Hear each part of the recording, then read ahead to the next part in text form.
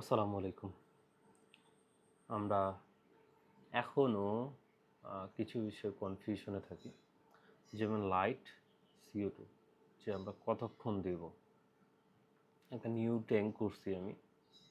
তো সেটাতে কতক্ষণ দেব? ৪ ঘন্টা, ৫ ঘন্টা, ৬ ঘন্টা নাকি এর থেকেও বেশি সময়? এটা আসলে নির্ভর করবে আপনার এক্সপেরিয়েন্সের উপর। বাট আপনি যদি একদম নতুন হন, সেক্ষেত্রে আপনার ১ম যে টাইমটা থাকবে সেটা হচ্ছে ৬ ঘন্টা। আমি মনে করেন যে একটা ট্যাঙ্ক রেডি করলাম, সে লাইট আছে, কার্বন ডাইঅক্সাইড আছে। যদি লো টেক হয় তাহলে CO2 কোনো ইস্যু নাই। যদি লো টেকে আপনি করতে চান, নর্মাল যেগুলো প্লান্টস থাকে লো টেকের ভিতরে, সেই প্লান্টসগুলো, তাহলে হচ্ছে যে আপনি জাস্ট ৬ ঘন্টা লাইট দেবেন। সেটা নির্দিষ্ট একটা সময় হবে।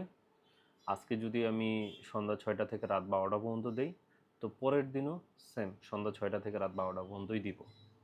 এই জিনিসটা আমাদেরকে মেনটেন করতে হবে। আর যদি মনে করি মিডটেক করব, সেক্ষেত্রে আমি CO2 টাইমিংটা আমাকে একটু মিলাইতে হবে। যেমন ৬টার দিকে যদি আমার লাইট অন হয়, তো আমি ৫টার দিকে আমার CO2টা অন করব ১ ঘন্টা আগে। ১২টার দিকে লাইট অফ হবে, আমি ১১টার দিকে লাইট অফ করব ১ ঘন্টা আগে। এটাতে হবে কি, লাইট অন হওয়ার ১ ঘন্টা আগেই আপনার ট্যাঙ্কে CO2 পর্যাপ্ত পরিমাণে থাকবে।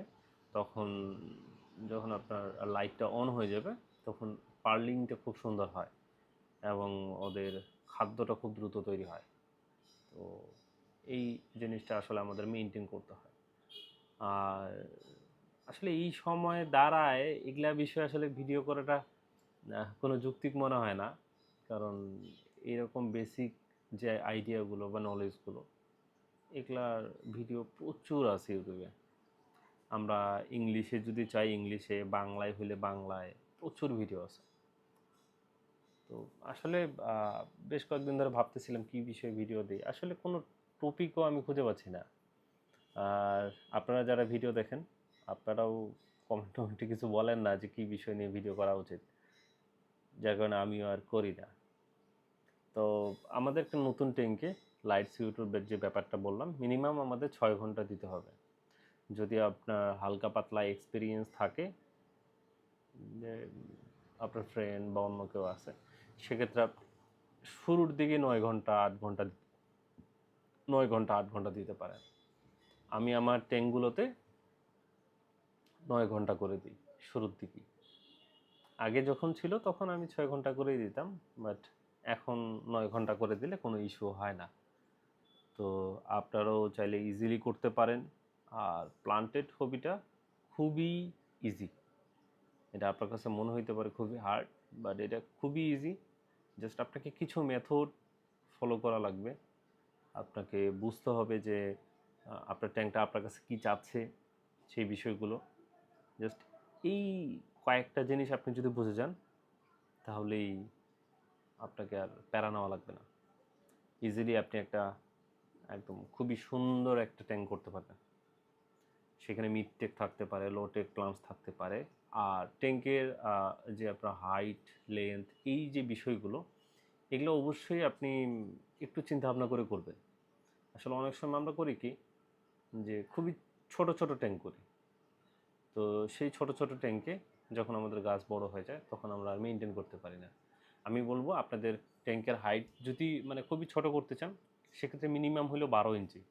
কারণ আপনার ২ ইঞ্চি বা ৩ ইঞ্চির মতো লেয়ার ওই একুয়া সয়েল বা গার্ডেন সয়েল এটাই খায় নেবে। তো দেখা গেলো যে ৮ ইঞ্চির মতো থাকে। আর আপনার প্লান্টসে আপনি লাগাবেন ৩-৪ ইঞ্চির, তো ওইটা গ্রো হইতে খুব একটা বেশি সময় লাগে না। দেখা গেলো যে অল্প কিছু দিনের ভিতরে আপনার ট্যাঙ্কের হাইট কম হওয়ার কারণে উপরটা একদম ফিল আপ হয়ে গেছে, নিচে আর আলো আসতেছে না। তাই বলবো যে ১২ ইঞ্চি মিনিমাম হাইট করেন। আর খেয়াল রাখবেন যে আপনার ট্যাঙ্কের হাইট মানে সামনের দিকে যদি প্লান্টস বেশি থাকে, যদি DIY লাইট ইউজ করে থাকেন, সেক্ষেত্রে পিছনের যে প্লান্টসগুলো থাকবে, সেই প্লান্টসগুলো একটু কাটিংটা একটু দ্রুত দ্রুত করা লাগে।